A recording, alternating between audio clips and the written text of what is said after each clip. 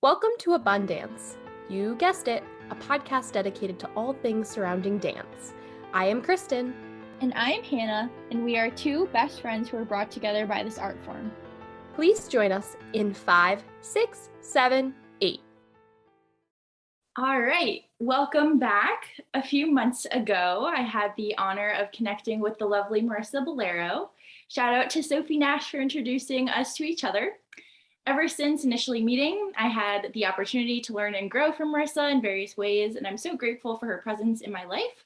Thank you for being on our podcast. We are so thrilled to have you. That was a really nice welcome. I feel very honored to be here. So thank you. That was really kind. And yes, shout out to Sophie. It's great when you connect over amazing people. So absolutely. Glad to be here. Thanks for having me. Of course. All right, well, let's get started by discussing where you got your start in dance. Please tell us about growing up in Buffalo and how your mom's studio influenced you. Yeah, I literally started dancing when I was in the womb. My mom is a ballet teacher, still is. And I grew up dancing at her studio, which was called Ballet Arts Center for Dance, in a part of Buffalo called Cheektowaga. And basically, as soon as I was able to start participating in classes, I did. Before that, I had my first debut performance, literally walking across the stage when I was about 2 years old during the big finale at the end of a recital, holding, one of the older dancers' hands. And that was kind of an amazing moment for me. And I don't know that I really remember when it happened, but I've seen videos and I hear stories about it. And it was the Vanessa Williams song playing, I Believe That Children Are Our Future. I don't know if you guys know that song. It's a great one. You should listen to it. But and so I have this kind of memory of that being kind of my launch into, I think this is going to be part of my world forever. So as soon as I was old enough to start taking classes, I did in my mom's studio.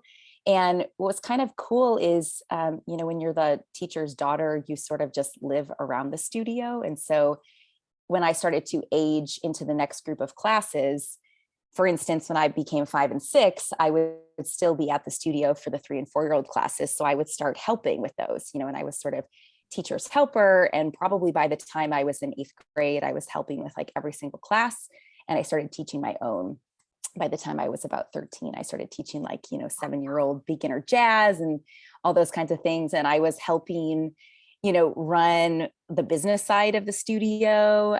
My grandmother was the secretary. And so she did all the bookwork, and it was like a real family operation. And so I feel like I got exposed to the arts through this kind of platform of not only being, the learner and the student, but socializing quickly through the role of being the teacher, the facilitator, the choreographer, figuring out how to produce events and program shows and, costumes and all those like super layered details that maybe other folks don't get the opportunity to really be exposed to until they're, way older. And I was doing that as a young person. And so I really felt kind of like a co-director with my mom, which was awesome.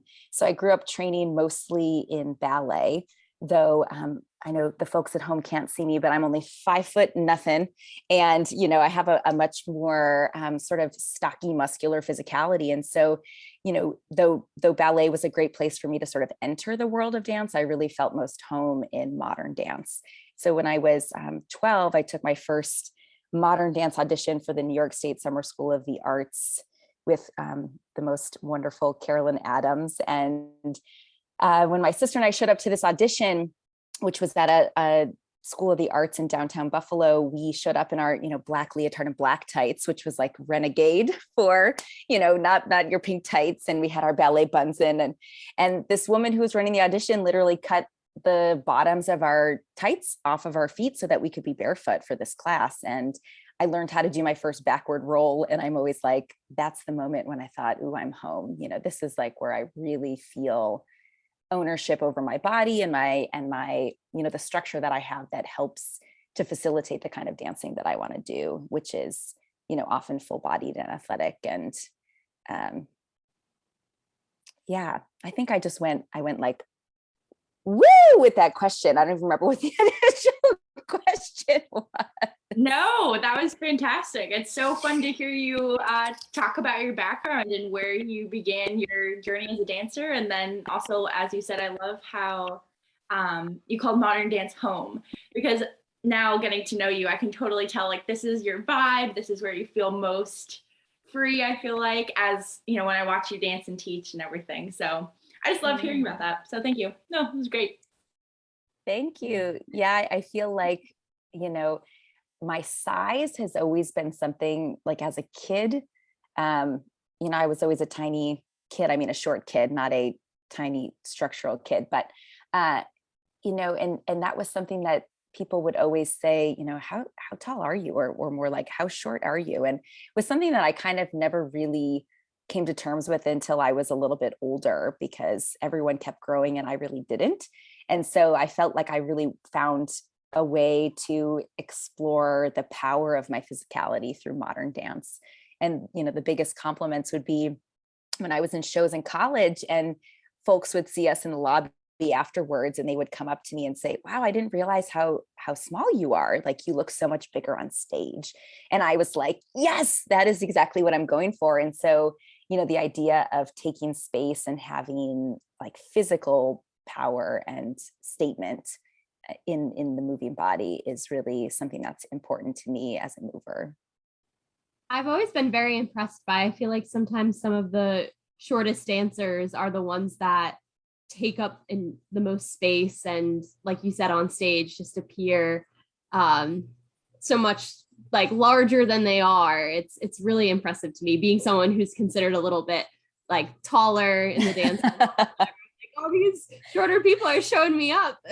Yeah, I love to go across the floor with taller folks, or travel with like a man across the stage, because that's a really good challenge to take up as much space as someone else does and be, have as big of a presence, Yeah, absolutely.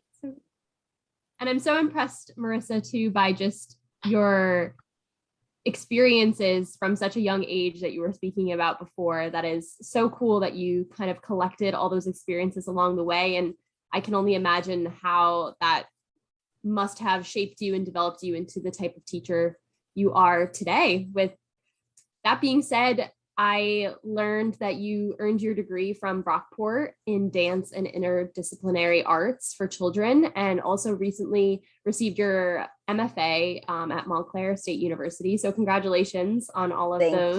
Thank you. Wonderful things. Should be proud. And so with that all being said, can you just speak maybe about, other than your childhood and that strong foundation you had in teaching, why you teach now today?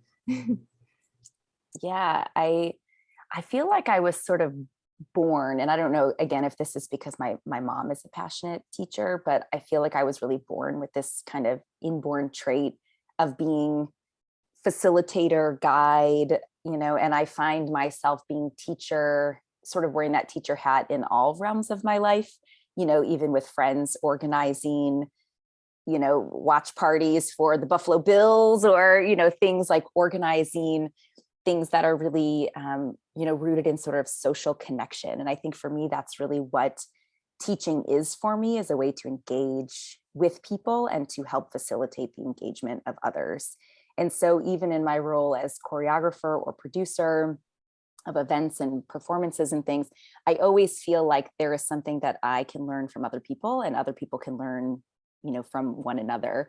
And so every situation I feel like I'm in, that's really my goal, is how can we all leave this moment changed? What can we take and what can we also give and sort of leave behind? And I think that I find joy in that, in, working with young children all the way up through, working with community movers, folks that maybe are still continuing to dance, or folks that have left, previously, like I used to dance, and now they're on their way coming back into the fold, dusting off their barefoot point shoes, dusting off their point shoes. But, so I feel like for me, teaching has really just become kind of the overall umbrella, this kind of thread that connects all of the roles of who I am.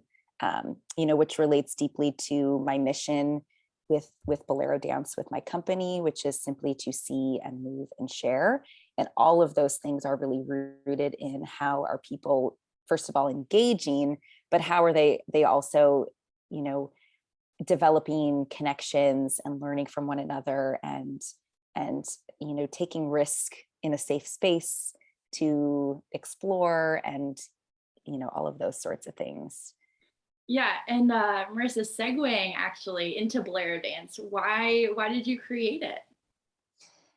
Yeah, so I moved to New York to be an artist, as I think everyone says, I'm in New York to be an artist. And when I first moved to the city, man, feels like a really long time ago. I mean, I think it was a long time ago, but it takes you a while to get your feet grounded in New York. There's a lot of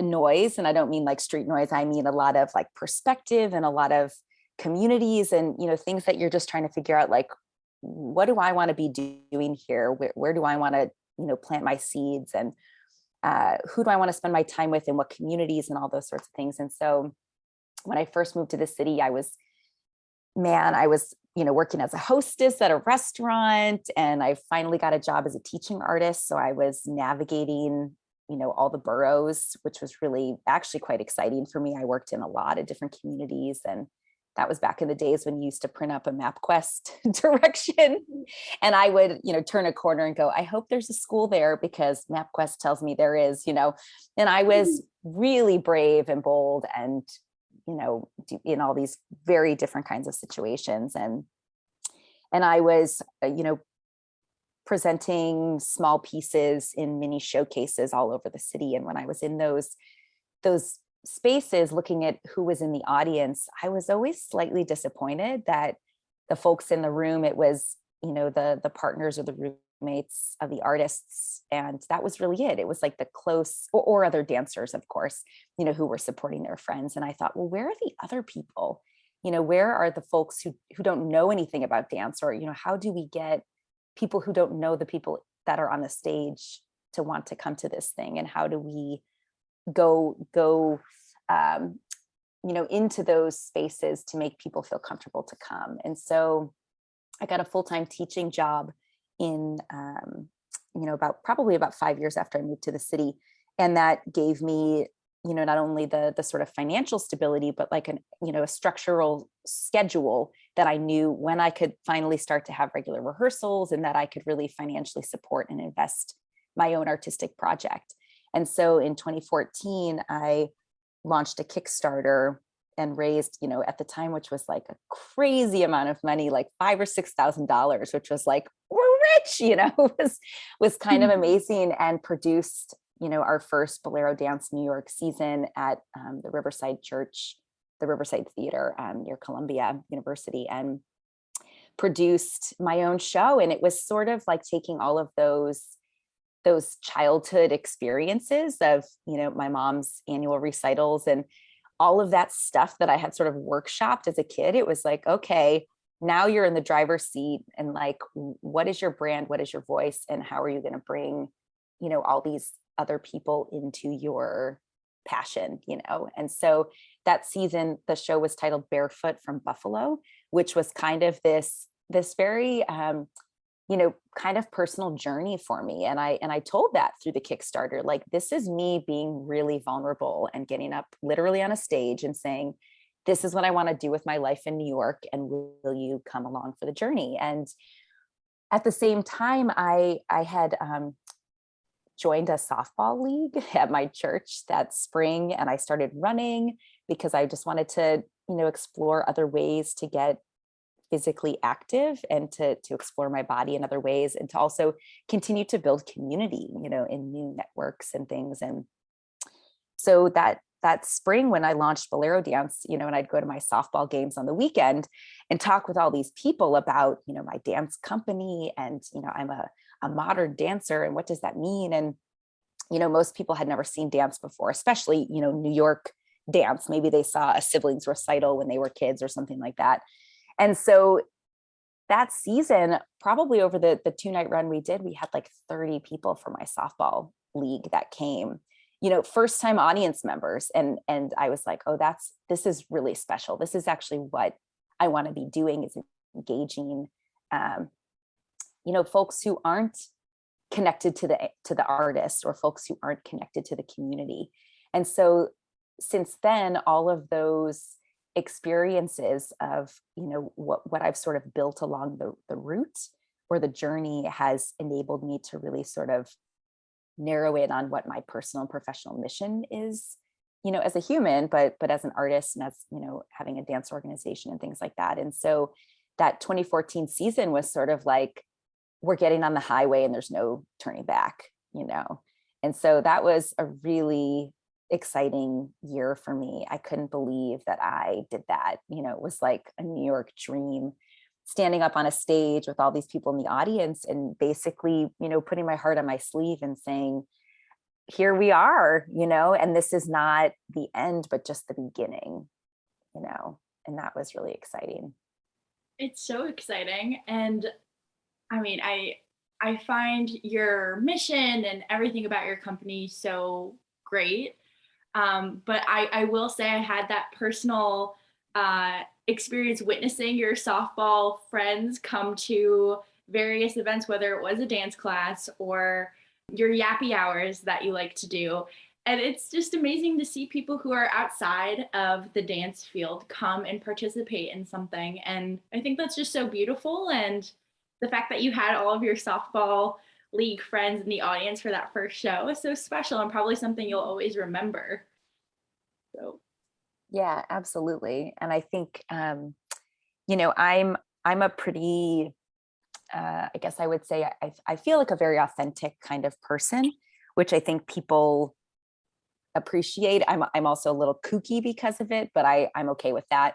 So, it's like I have to be myself at all times. I can't turn off parts of me when I'm in different spaces. So when I'm, watching football, at the bar on a Sunday with people who are not dancers, and I bring all of me into that space, or when I'm in rehearsal with the company and I'm talking about my softball team, or about, how the Bills did, in a game or something like that. It's like, I can't turn those sides off. And so I find that it enables people to also not be able to turn those other sides off. So we are continually appreciated in the sort of 360-degree perspective of who we are, and whether it's, artists that are coming into the Yappy Hour conversations, or collaborators I'm working with, or people who come for an open community class, or the dancers, or, we're on tour and working with, a random, pop-up guest class, and they're people that we've never met in the room. That ability to be yourself is just so comfortable. And I think people want to be themselves, and there's often not enough space for that, that's not provided. It's like when you enter this space, you have to be the performer, or you have to be, something else. And I'm not someone who can really do that. So I find that I sort of set the tone in those situations. And I think that, it makes me more comfortable. So I hope that it makes, other people feel more comfortable too. yeah, no, it definitely does. You're very much authentically yourself. And I think that's incredibly inviting to other people in this space. And it's also just something that I feel like we can all look up to. I know, me being much younger than you, I definitely have seen. How much, Hannah? Come on. No, just kidding. Just kidding. A couple of years, just a few years.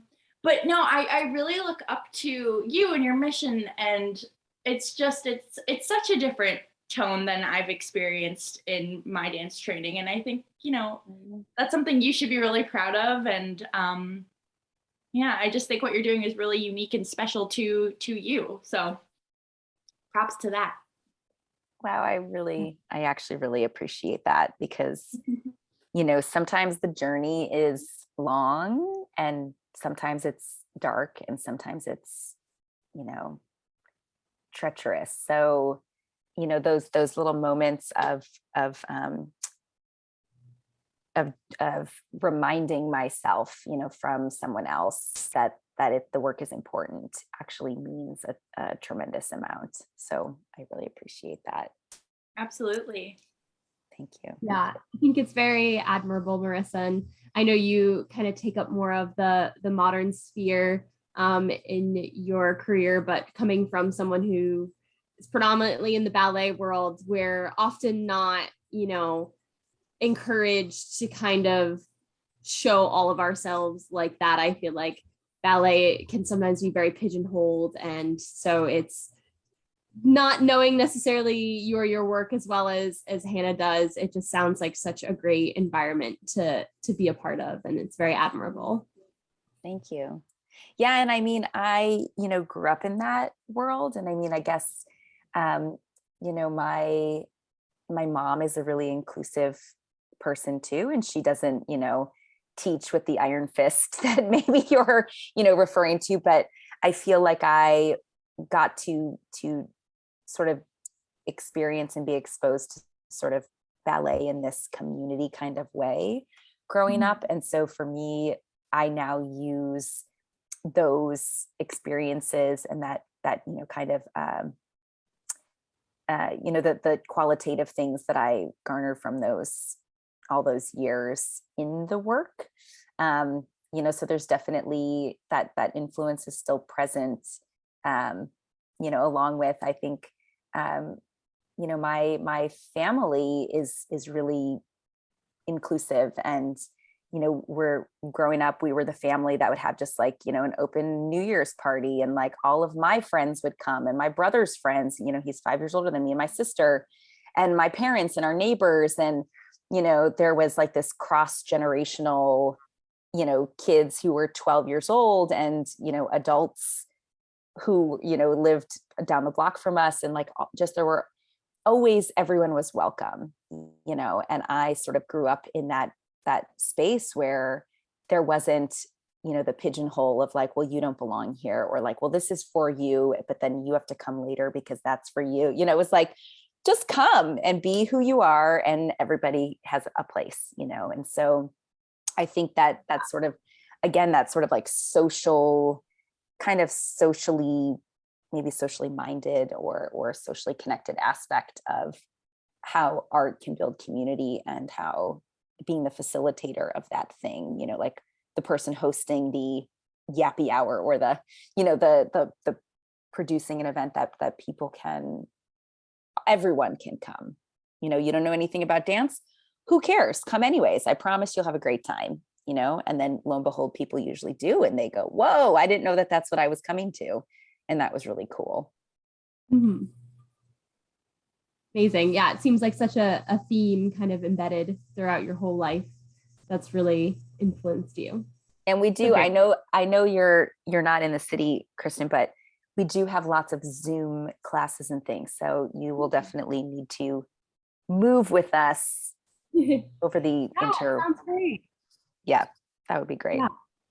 Absolutely. Well, right now is probably a good time for a short break. So we will do that, and then we will be right back. Okay. Here's a word from our sponsor. Alrighty.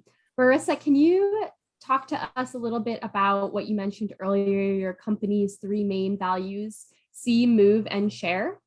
Absolutely. I would say that these sort of 3 very simple words are sort of my personal and professional platform. And so see is really exactly what it sort of sounds like: opportunities to see dance.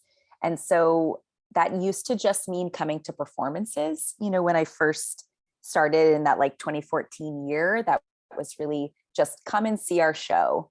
And since then, especially, with developing new work and collaborations, and especially with, the shift where we started doing a lot more things online with during the pandemic with virtual platforms, C has really become, dance films and, in process showings, or while we're building a work, over Zoom in and, be a fly on the wall and see what we're up to and all those sorts of things. And probably about 2 years ago, we launched the first season of a YouTube series that we also have called See Ballaro Dance.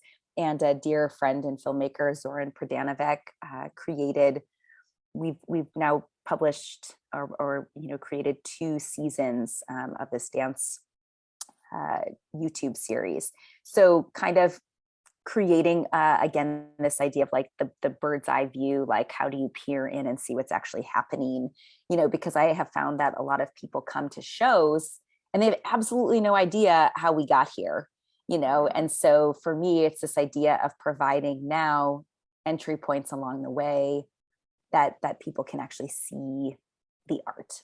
So that's really where the company sort of lives, the company of movers sort of live in that professional sort of C space.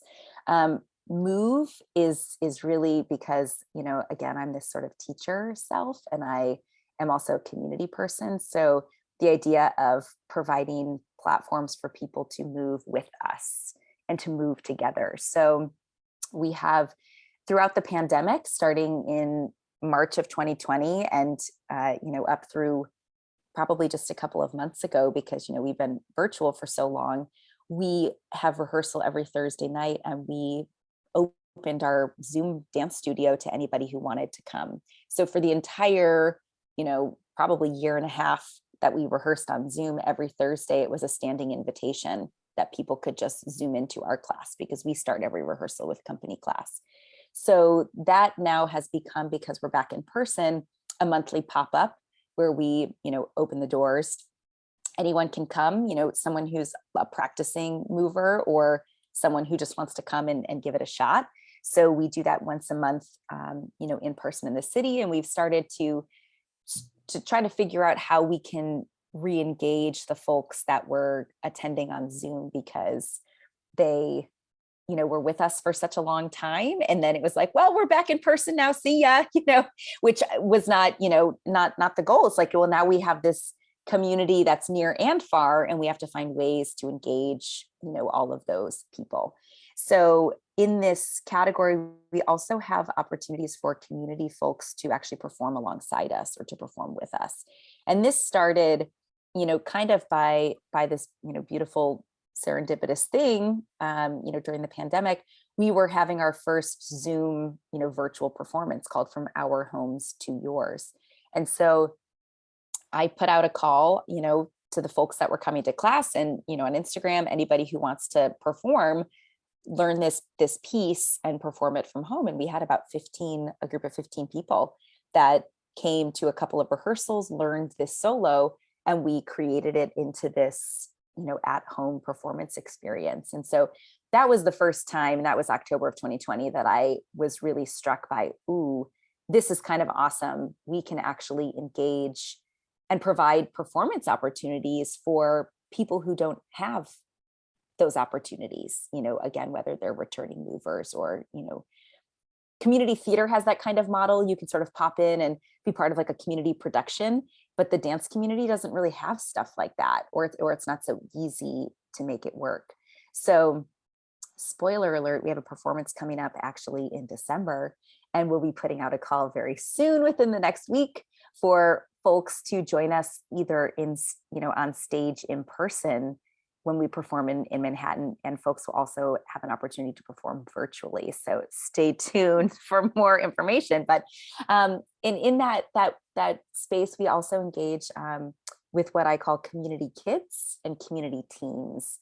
And so, young kids ages like 6 to 10, and then, sort of 11 to 16 have opportunities to perform in different ways as well. And those are programs that I'm looking to really kind of beef up and look at, what would be the real, sort of long-term goals for these programs, and how to engage across, again, intergenerationally and all of that. And so Move is so fun. It's also a place where we have, workshops and collaborative things. We did a Melodies in Motion workshop with a choir director once. It was sort of music and movement and lots of fun stuff. And then our share platform is really my most favorite, which is when I get to be, Julie McCoy, cruise director, and I get to put on my social cap and engage people through conversation. So every single Ballaro dance event has a see, a move, and a share component. And the share component can be something as simple as providing a space afterwards for people, to clink a glass, have a nosh, and have conversation about it. It can also be something more specific, like a facilitated conversation. So Hannah mentioned at the start of the pandemic, I started these monthly yappy hours, and we were having them for dance movement and, physical educators, which took off for a couple of months. And then I think, educators are sort of like, we talk about this stuff all the time, we don't want to meet anymore. But the one that really took off was Yappy Hour for artists and collaborators. And we meet around the third week of every month. And we had, previously for about probably the year and a half, while we were in the thick of the pandemic, we met virtually on Zoom, which was actually amazing because I connected with people from, across the globe. And we had folks zooming in from, truly all over the world and all over the country. And so we started having these great conversations. And since we've started to, really become more safely capable in New York, especially of being able to meet in person, we've had, in-person yappy hour brunches. We had a couple of months ago what I called a creative speed dating, which Hannah actually attended. The ability to actually get into a studio and sort of workshop ideas with, an artist you might be meeting for the first time. And in early 2021, we hosted another virtual performance called From Our Homes to Yours, which was an opportunity for artists to actually submit their work. And we produced a concert with, artists from, truly, this is when the sort of global showcase occurred, because I had a duet, a gentleman named Adrian from Barcelona, a violinist, and a mover from Edinburgh, Dan, who submitted a piece. And so they zoomed in. Dan was dancing in the UK and Adrian was playing violin in Barcelona, and they turned on their cameras and performed for our audience, which was amazing. And what was so cool at that time is we also had audience zooming in from, we had an audience member from Ireland zoom in. And so it truly became this global space for people to be part of community. And so this idea of share, which is very open and very, again, these sort of simple words that everyone can kind of latch onto, but the facilitation of these relationships is actually so deep. And last spring, Dan, the gentleman was talking about from the UK, which had his first trip to New York City ever in his life. And this was like his big dream. And he decided to reach out to me and said, would you mind if I stayed with you? And I have never met this person in person, but when he showed up at my front door and I opened the door, I grabbed him like he was my long lost best friend, because, these virtual relationships actually create real tethers, they're like tangible tethers of community and connection. And so that's something that I really realized during the pandemic is, virtual ways to see and move and share were really exciting to sort of workshop and create.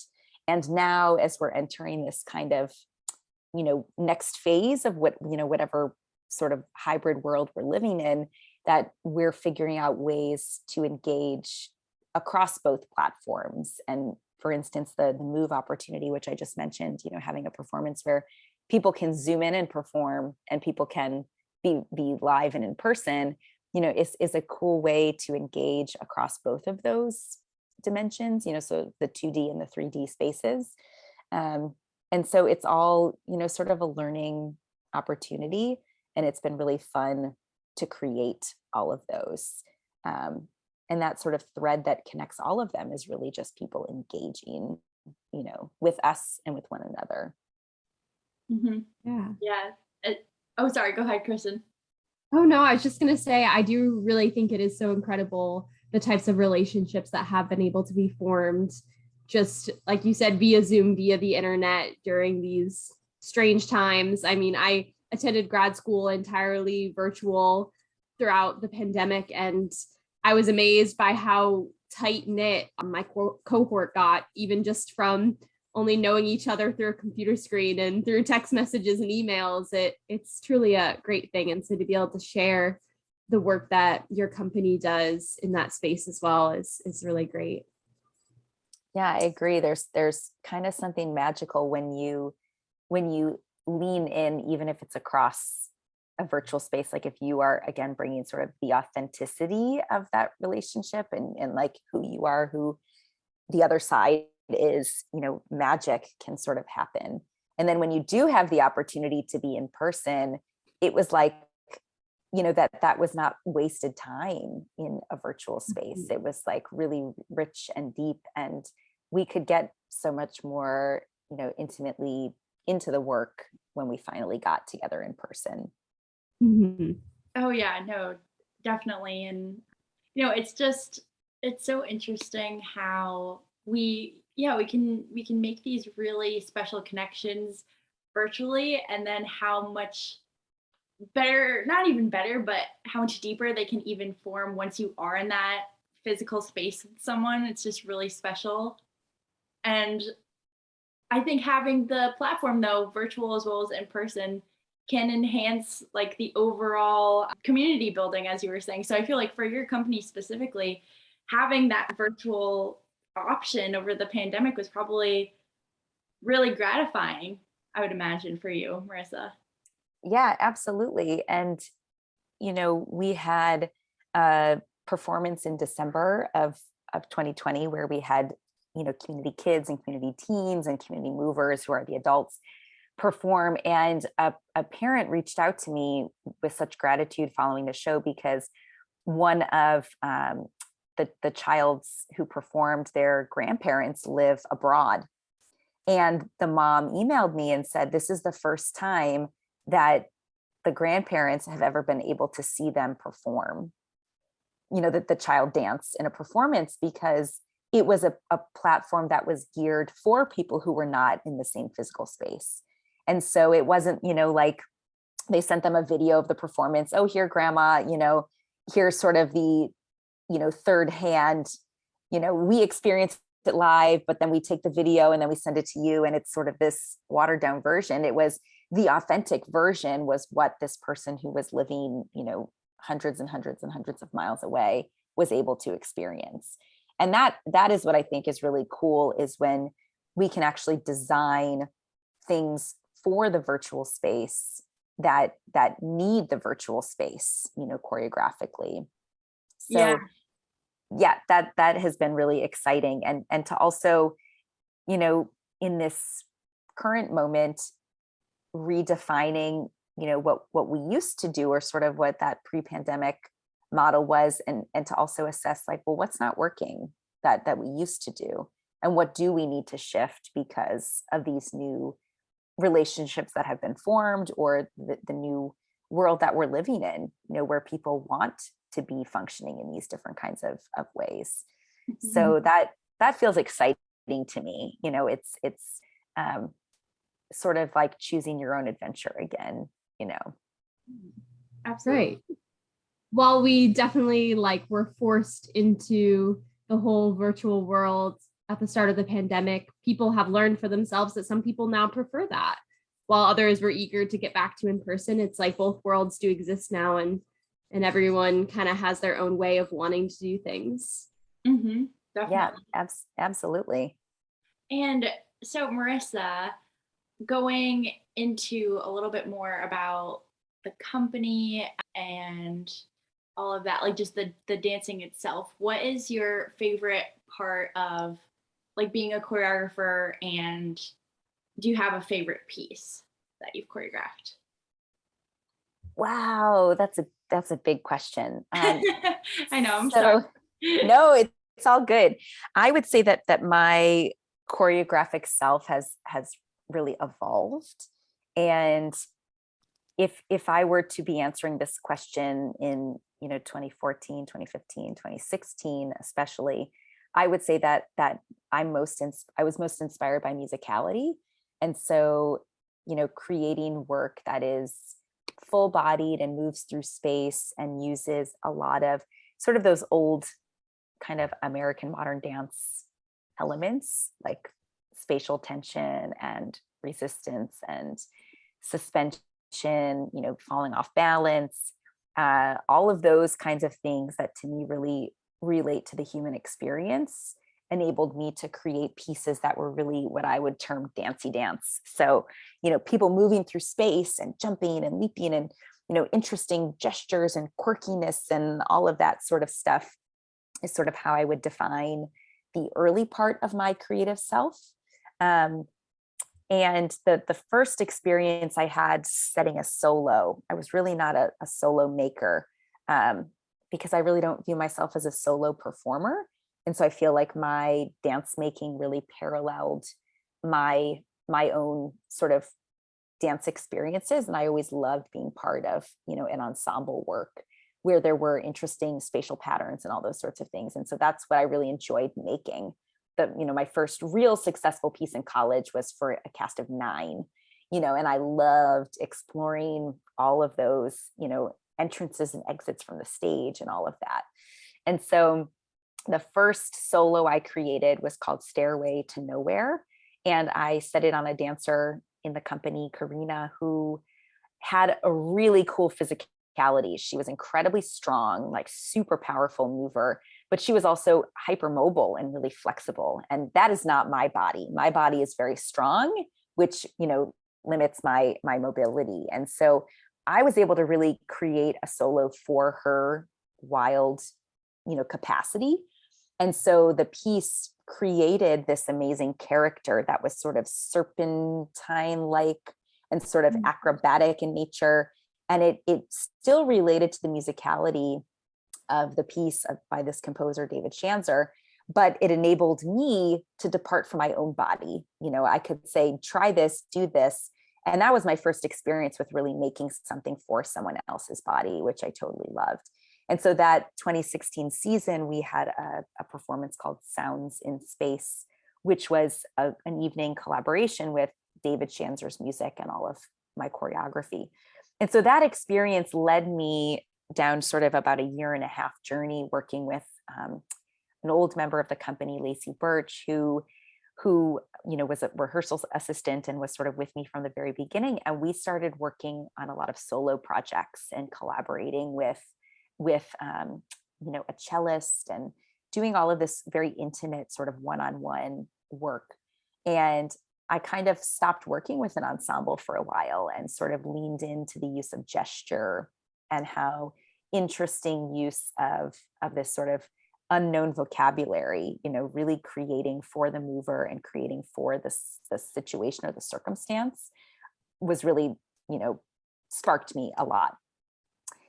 So then, coming sort of full circle, I had been sort of working in these kind of gestural worlds and these kind of full-bodied worlds. And, the season before the pandemic hit in 2019, I put out a call for movers and had a big audition and hired a whole new ensemble because I was like, okay, I'm done working with solo movers for a while.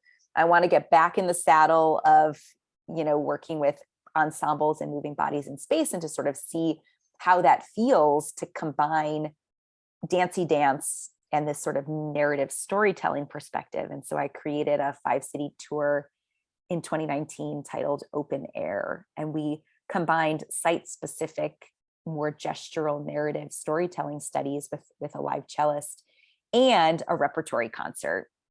And so that was a really cool way to sort of bring repertory pieces into these non-traditional spaces, but to also utilize space, for space's sake. And, that was my first opportunity to really start to work with site-specific work, which is something I'm really into now.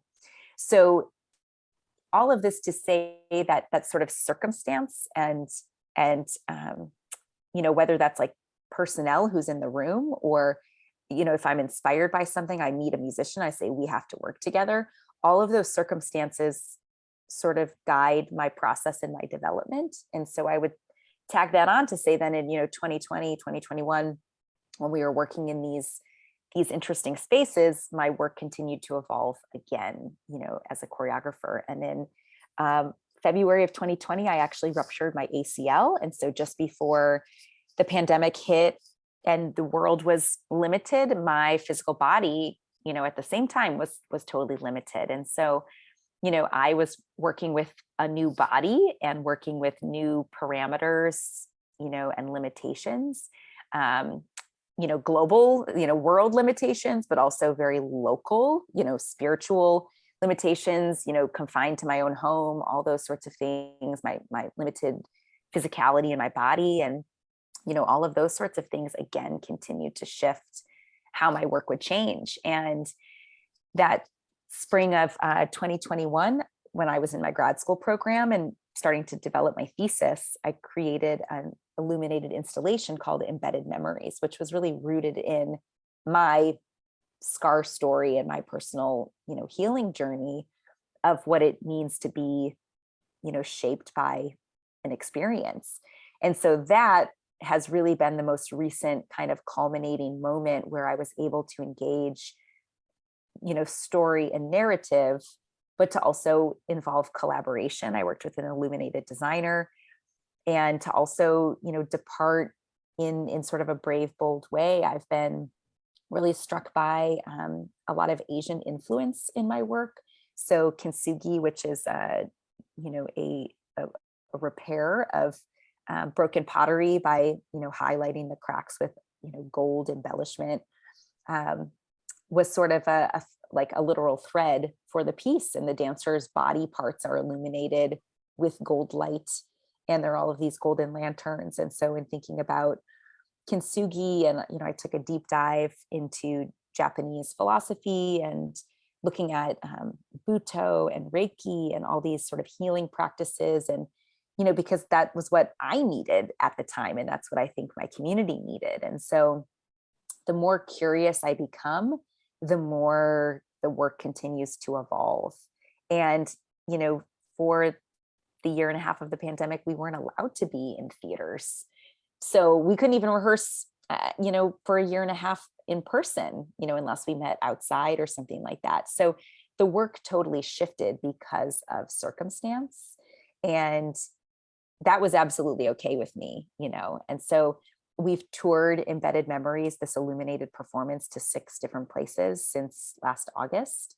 And 3 have been outdoor and 3 have been indoor. And it's been this beautiful evolution with, you know, some performances have had vocal sound score, some have had, you know, community components. There's a tandem project called Community Imprints. And so, you know, community folks can perform. We've had, you know, different kinds of musicians and narrators and poets. And it's sort of this evolving thing all on its own, which is really exciting. And so now in, you know, fall of 2022, sort of like, okay, what are we doing now? And so what we're actually working on, and we're just about to announce, is this performance that will be happening the first week of December at the Agnes Ferris Performance Center at Gimme Dance. So we are essentially reworking everything that we built during the pandemic from, you know, March of 2020 to March of 2022. And it's being built for a theater space now. So we are sort of returning for the first time since 2018, which feels like decades ago, but we'll be returning to an actual stage space, you know, and have a proscenium show, you know, this coming December. And the pieces that we built over Zoom and the pieces that we've performed in outdoor spaces will now be in a proscenium space. And so for me, that's also really exciting to sort of redefine and you know, repurpose or reuse stuff. I find as artists, we're always asked, like, what are you working on now? What's next? What's happening? What's, you know, and there's something really beautiful about making work and remaking it and remaking it and remaking it, and taking an existing form or an existing theme and shape shifting it into what a new community or a new space needs. So this will actually be sort of a site-specific project. You know, normally site-specific work is like, let's go to a rooftop or let's go to some interesting gallery. And now it's like, let's site-specifically curate these dances for a theater. So it's kind of exciting to almost do that in a backwards way, where normally, you know, during the pandemic, it was like, ooh, let's put stuff outdoors. Let's put stuff in these non-traditional dance places. And now I'm thinking, let's be non-traditional and go back into a theater. What is that going to feel like to see this stuff? So I would say my work as an artist has continued to really evolve. And most of that is based off of circumstance. And I lean into those things. I think for me, that has made my work much better. And I think that, again, sort of speaks to the authenticity of being true and being present in the moment and saying, okay, I have a ruptured ACL. Let's, instead of stewing in the corner about that, I'll make dance that takes place in a chair or that takes place standing on one leg.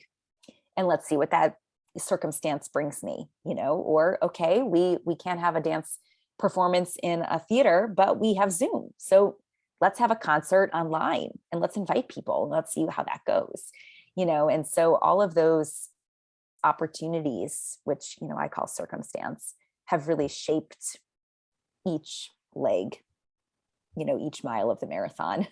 So of the choreographic marathon that I feel like I'm on, and it's all inspiring to me. And it's, I don't mean to sound so Pollyanna, but it's exciting. I think, sometimes when you're an artist and it's just like the world is your oyster, it's way too big, it's like way too much.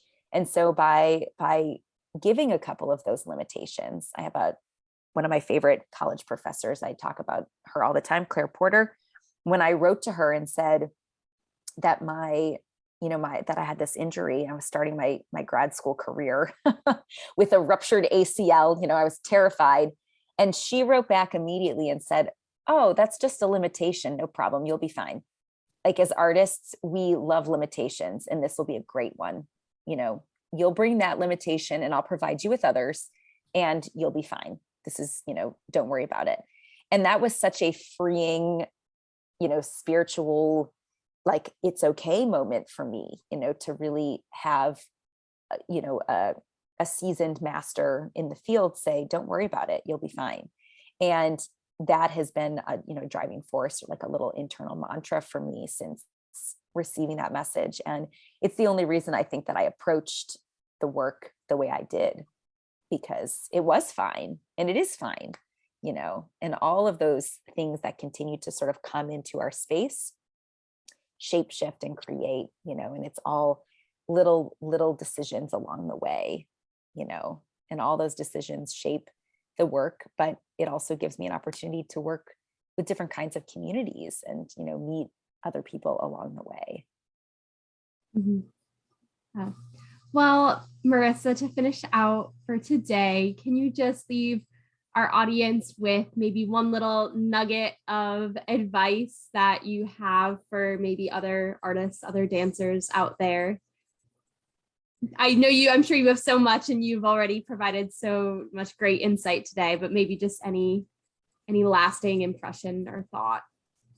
Yeah, I think it's Emerson. I'm not sure. I should probably know better, but there's it's just like such a simple, lovely quote: be you, because everyone else has already taken.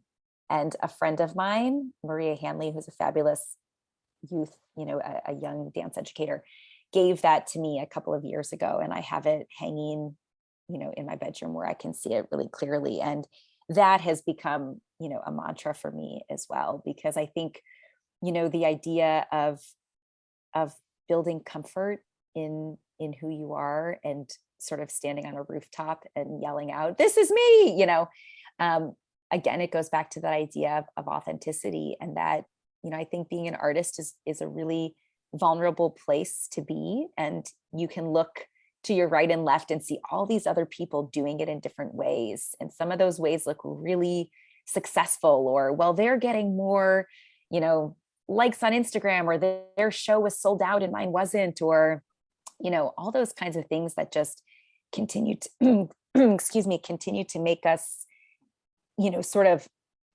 look in and say, am I doing the wrong thing? And I would say that if it feels right, it is right. And that there are a lot of artists who wouldn't do what I do because it's not right for them. And I look at other artists and I see that they're doing things that I go, oh, I can't do that because that wouldn't be right for me. And the more narrow, in a really beautiful way, not narrow meaning limiting, but narrow meaning focused, the more focused I become on who I am and who we are as an organization, I find that very specific people want to work with us or want to come to a show because they feel something. There's such clarity of mission and clarity of persona and spirit that people can then say, you know what, this isn't for me. And it's okay, because you can't be everything to everybody. I would rather be something really important to a handful of people than, a one size fits all for everybody to come, because that's not going to give everybody the same, kind of value. So in order for me to really focus in on who I am and what I'm doing and what I want to be doing, that actually makes the work so good and so specific that it's like magnetizing. People go, oh, I want to be in the room. I want to be part of this. And then they make the work better too. And so it's this like spiraled, positive, it's like a vortex. You just kind of get like, whoo, and then it's spiraling, and then it's like, whoo, and the spiral gets faster and deeper. And, and I feel like we're in that vortex right now. Like I'm like spinning and spinning and spinning. And it's very cool. That's the exciting part. So I would say, be you, because you can't be somebody else, Yeah. I love that, Marisa. We can't thank you enough for your insight and sharing with us. And everyone listening to this podcast episode, please go and check out Marisa's website and her presence on Instagram. And if you get the opportunity to see, move, or share, please get involved in some way if this interests you, because she's a gem and we're so lucky to have her. Thank you so much for having me. I'm really grateful to be here and to have a great conversation with the both of you. And yes, come see, move, and share with us. Come, get swept into the vortex. All are welcome. So thanks for tuning into Abundance. We appreciate your support. We hope to have PK'd your interest. Feel free to contact us at abundancepodcast5678@gmail.com and give us feedback on what you'd like to hear. That is abundance without parentheses. Go dance yourself silly. Bye for now. A special thank you to Richard DiFiore for our lovely podcast tune and Matt Mellish for our cover art.